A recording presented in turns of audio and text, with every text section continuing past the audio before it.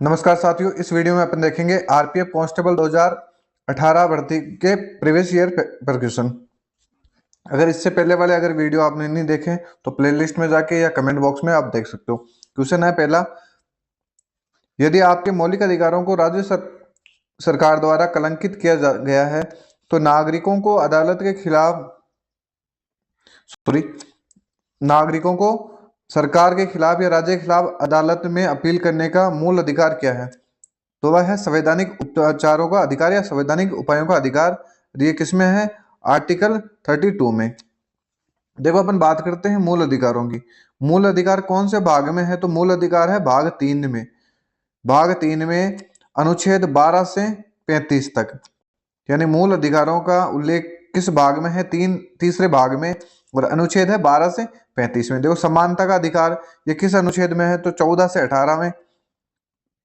फिर 19 से 22 तक स्वतंत्रता का अधिकार है, और 23 से 24 है वो है शोषण के विरुद्ध अधिकार। 25 से 28 है वह धार्मिक स्वतंत्रता का अधिकार, और फिर 29 और 30 में है संस्कृति और शिक्षा का अधिकार, और फिर 32वां हो जाएगा वह है संवैधानिक उपचारों का अधिकार।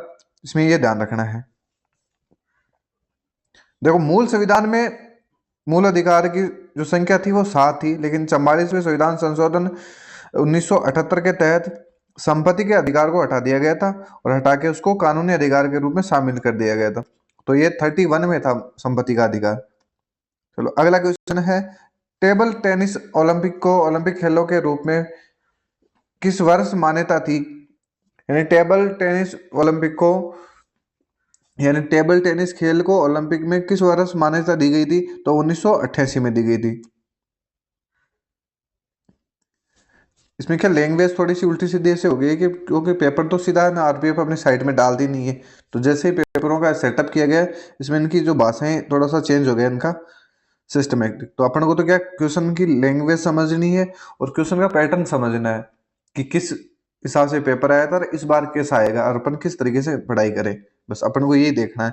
तो क्वेश्चन है, क्षेत्रफल की दृष्टि से विश्व का 7वां सबसे बड़ा, क्वेश्चन ऐसे पूछ ले कि भारत कैसा है? तो 7वां बड़ा है। और अभी ऐसे पूछा कि 7वां सबसे बड़ा देश कौन सा है? तो वह है भारत। अगला क्वेश्चन है, क्वथनांक से नीचे किसी भी तापमान में द्रव को परिवर्तित करने की प्रवृत्ति को कहा जाता है? तो वह कहा जाता है वाष्पीकरण। अगला क्वेश्चन है, कांग्रेस के लाहौर अधिवेशन के अध्यक्ष कौन था? क्वेश्चन ऐसे था लैंग्वेज में, लेकिन ये थोड़ा सा गड़बड़ा गया है कि कांग्रेस के लाहौर अधिवेशन के अध्यक्ष कौन थे। तो देखो, लाहौर अधिवेशन हुआ कब था? तो ये कांग्रेस का 45वां अधिवेशन था। कौन सा अधिवेशन था? 45वां। और ये हुआ था 1929 में।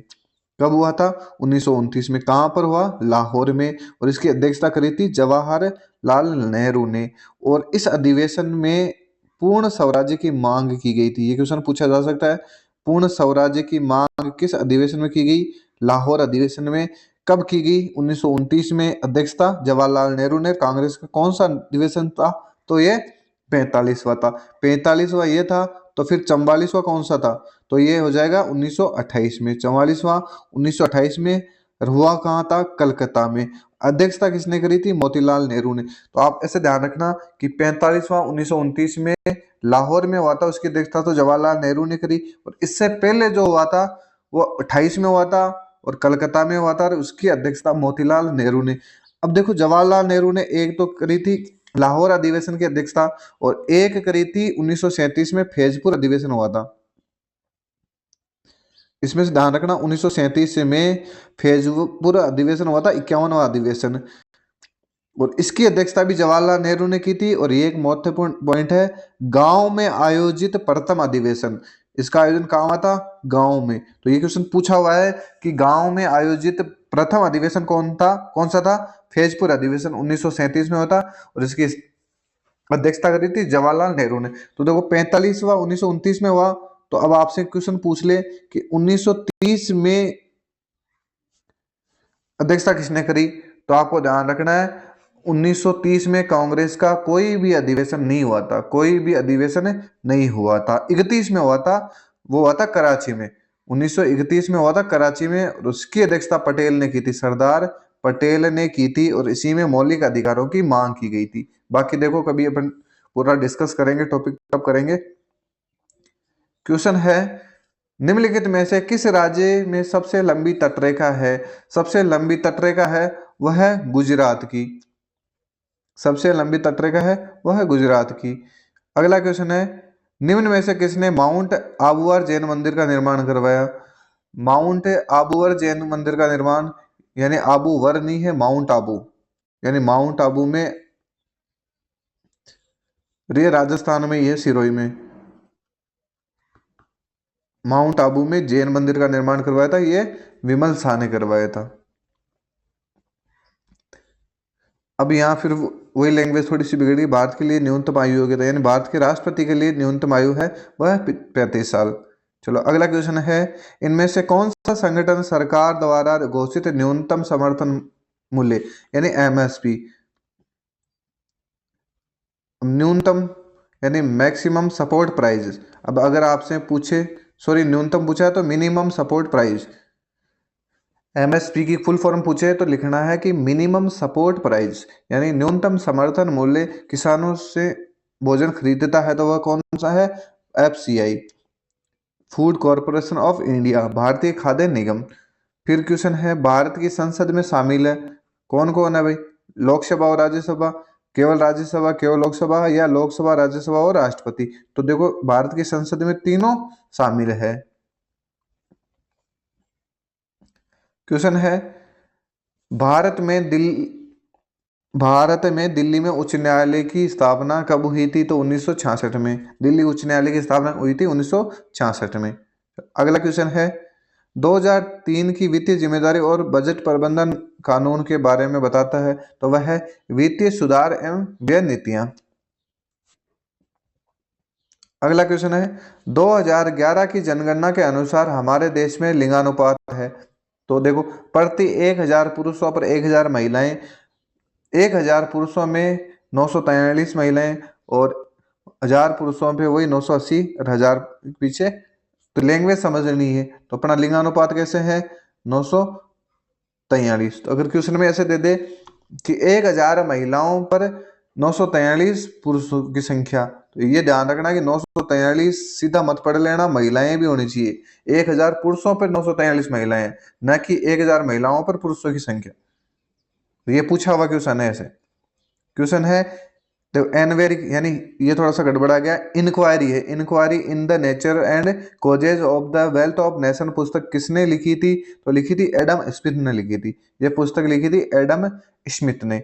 अगला क्वेश्चन है, जिस दर पर आरबीआई वाणिज्यिक बैंकों को ऋण प्रदान करता है उसे बदलकर ये धन को प्रभावित कर सकता है, इस दर को क्या कहा जाता है? बैंक दर। यानी बैंक दर कौन डिसाइड करता है? तो ये आरबीआई डिसाइड करती है। फिर अगला है, देवी का टीका किसने विकसित किया? और देवी का नहीं है यहाँ पे, चेचक का या काउपोस। चेचक का टीका करा था, वो करा था एडवर्ड जेनर ने। कब करा था? तो ये करा था 1776 में, 1776 में। यानी चेचक के टीके की खोज किसने करी थी? एडवर्ड जेनर ने करी थी 1776 में। और काउपॉक्स भी बोला जाता है इसे, काउपॉक्स भी कहा जाता है। अगला क्वेश्चन है, देखो फिर ये थोड़ी सी लैंग्वेज गड़बड़ा गई। सही लैंग्वेज है कि पाक जल डमरू, पाक जल डमरू या पाक जल संधि। पाक जल संधि किस किस को जोड़ती है? तो पाक जल संधि जोड़ती है भारत और श्रीलंका को, भारत और श्रीलंका को जोड़ती है। अब अगला क्वेश्चन है, 1944 में इनमें से किसने गांधीवादी योजना बनाई थी? तो नारायण अग्रवाल ने बनाई थी। 1944 में गांधीवादी योजना किसने बनवाई? तो नारायण अग्रवाल ने। अगला क्वेश्चन है, भारत की जनगणना के अनुसार भारत की साक्षरता दर पूछी है तो भारत की साक्षरता दर कितनी है? 74%। अगला क्वेश्चन है, निम्नलिखित में से कौन सा खेल ये खेल प्रकार लिबेरो शब्द से जुड़ा हुआ है? तो लिबेरो शब्द का संबंध किससे है? वह है वॉलीबॉल से। लिबेरो शब्द का संबंध है वह है वॉलीबॉल से। प्रोजेक्ट टाइगर यानी बाघ परियोजना, प्रोजेक्ट टाइगर या इसे बोला जाता है बाघ परियोजना की शुरुआत कब हुई थी? तो 1973 में हुई थी। 1973 में बाघ परियोजना की शुरुआत कब हुई थी? 1973 में। फिर है बंगाल का विभाजन कब हुआ? तो बंगाल का विभाजन हुआ था 1905 में। लगभग लगभग 80% क्वेश्चन बहुत ही शानदार क्वेश्चन है। कुछ क्वेश्चन है जो हार्ड है, तो आपको ज़्यादा हार्ड पे ध्यान नहीं देना है। आपको अगर ये क्वेश्चन नहीं आ रहे हैं तो एग्जाम में माथाफोड़ी नहीं करनी है। क्वेश्चन है, परमाणु संरचना की संरचना पर काम करने के लिए 1922 में किसी को नोबेल पुरस्कार नहीं दिया गया था? सॉरी, नहीं दिया गया था, तो नील्स बोर को दिया गया था।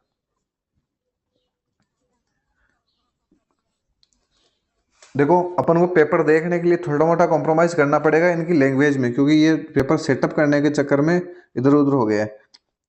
फिर है, भारत द्वारा प्रेषित पहला सक्रिय उपग्रह कौन सा था? तो वह था आर्यभट्ट। आर्यभट्ट। अगला क्वेश्चन है, निम्नलिखित में से कौन मस्कुलर स्टेकाइलेटस आरिया सतह से जुड़ा है? तो वह है राइबोसम। अगला क्वेश्चन है, इनमें से कौन सा सविनय अवज्ञा आंदोलन तमिलनाडु में आयोजित किया गया था? इनमें से किसने तमिलनाडु में सविनय अवज्ञा आंदोलन का आयोजन किया था? तो वह था श्री राजगोपालाचारी।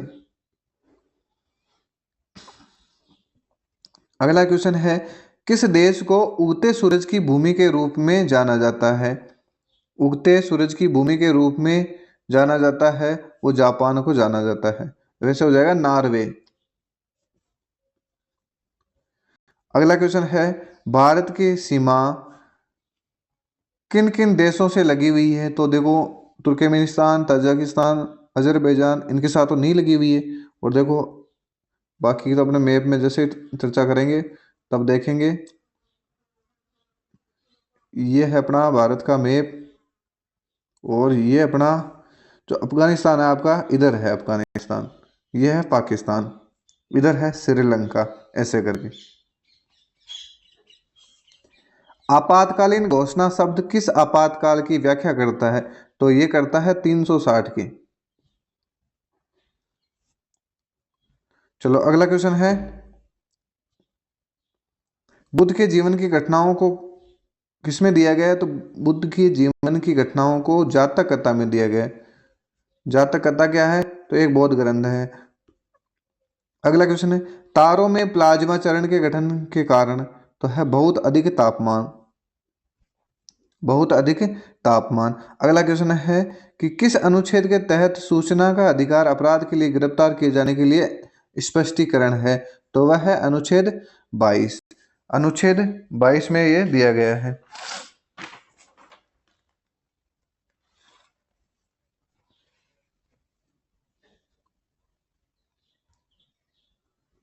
अगला क्वेश्चन है, उज्बेकिस्तान की राजधानी क्या है? उज्बेकिस्तान की राजधानी है, वह है ताशकंद। अगला क्वेश्चन है, 2018 राष्ट्रमंडल खेलों का आधिकारिक शुभंकर था, तो वह था बोरबी। अगला क्वेश्चन है, भारत का पहला परमाणु परीक्षण कोड क्या था? तो लाफिंग बुद्धा। भारत का पहला परमाणु परीक्षण कोड क्या था? तो वो था लाफिंग बुद्धा। अगला क्वेश्चन है, यदि कोई सदस्य बिना अनुमति के कितनी अवधि के लिए अनुपस्थित है तो सदन द्वारा सदस्य की सीट को रिक्त घोषित किया जा सकता है? 60 दिन तक। यानी 60 दिन तक कोई अनुपस्थित है तो उसके बाद में फिर उसको उसकी सदस्यता खत्म की जा सकती है। अमरावती शैली की वास्तुकला किस राज्य से संबंधित है? अमरावती शैली की वास्तुकला है, ये आंध्र प्रदेश से संबंधित है। अगला क्वेश्चन है, निम्नलिखित में से किस नदी को दुख की नदी कहा जाता है?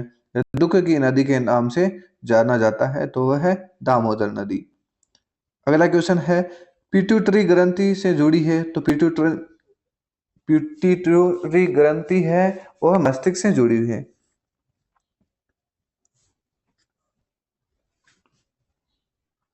अगला क्वेश्चन है, किस चार्टर कानून ने भारत में ईस्ट इंडिया कंपनी के एकाधिकार कारोबार को खत्म कर दिया था? तो वह है 1813। अगला क्वेश्चन है, निम्नलिखित में से किस प्रणाली को भारत में अंग्रेजी साहित्य का मैग्ना कार्टा कहा जाता है? तो वह है वुड डिस्पेच प्रणाली। देखो, यहाँ खलीता नहीं है, वुड्स डिस्पेस प्रणाली।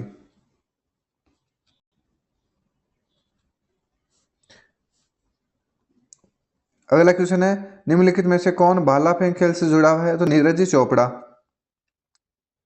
अगला क्वेश्चन है, आपातकाल के समय किस अनुच्छेद को निलंबित नहीं किया जा सकता? तो आपातकाल आपातकाल के समय अनुच्छेद को जो है 20 और 21 को निलंबित नहीं किया जा सकता। तो 20 में क्या है? तो 20 में ध्यान रखना, अपराधों के लिए 2 सीधी से संरक्षण, यानी किसी भी व्यक्ति को एक अपराध के लिए एक बार सजा मिलेगी। अपराध करने के समय जो कानून है उसी के तहत सजा मिलेगी, न कि पहले। और किसी भी व्यक्ति को स्वयं के विरुद्ध न्यायालय से में गवाही देने के लिए बाध्य नहीं किया जा सकता। और ये आपातकाल के समय भी लागू रहते हैं, निलंबित नहीं किया जा सकता। 20 का है, अपराधों के लिए 2 सीधी में संरक्षण, ये ध्यान रखना। और 21 में है, प्राण एवं दैहिक स्वतंत्रता का संरक्षण, प्राण व दैहिक स्वतंत्रता का संरक्षण 20 में और 21 में, ये ध्यान रखना। फिर अगला क्वेश्चन है, सजावटी लिखावट के निर्माण की संरचना को कहा जाता है सुलेख। सजावटी लिखावट के निर्माण की संरचना को सुलेख कहा जाता है। अगला क्वेश्चन है, मानव आवाज मशीन में कितने वाद्य यंत्र होते हैं? तो 2 होते हैं भाई। अगला क्वेश्चन, निम्नलिखित में से कौन सा मूल भारतीय खेल है? तो cricket, judo, rugby, kho kho. Kho kho अपना भारतीय मूल का खेल है। अगला क्वेश्चन है, जब किसी वस्तु को एक निश्चित ऊंचाई से स्वतंत्र रूप से छोड़ा जाता है तो उसकी ऊर्जा पर क्या प्रभाव पड़ता है? तो उसकी संभावित ऊर्जा है वो घटती है और गतिज ऊर्जा बढ़ जाती है। जब किसी वस्तु को एक निश्चित ऊंचाई से स्वतंत्र रूप से जैसे छोड़ा जाएगा तो उस पर फिर संभावित ऊर्जा तो घट जाएगी और गतिज ऊर्जा बढ़ जाएगी। अगला क्वेश्चन है, एक व्यक्ति जो संसद का सदस्य नहीं है, वह किसी भी सदन से संबंधित नहीं है, ऐसे व्यक्ति को अधिकतम अवधि तक के लिए भारत का प्रधानमंत्री के रूप में नियुक्त किया जा सकता है। तो यहाँ ध्यान रखना, अधिकतम है 6 महीने, अधिकतम है 6 महीने के लिए। फिर अगला क्वेश्चन है, जिम्नास्टिक के पिता के रूप में किसे जाना जाता है? जिम्नास्टिक के पिता के रूप में फ्रेडरिक लुडविग जॉन को जाना जाता है। अगला क्वेश्चन है, सभी प्रतिनिधियों को भारत सरकार द्वारा संयुक्त रूप से चुना, प्रशासित, निर्देशित और निर्देशित किया गया है। तो वह है संसद।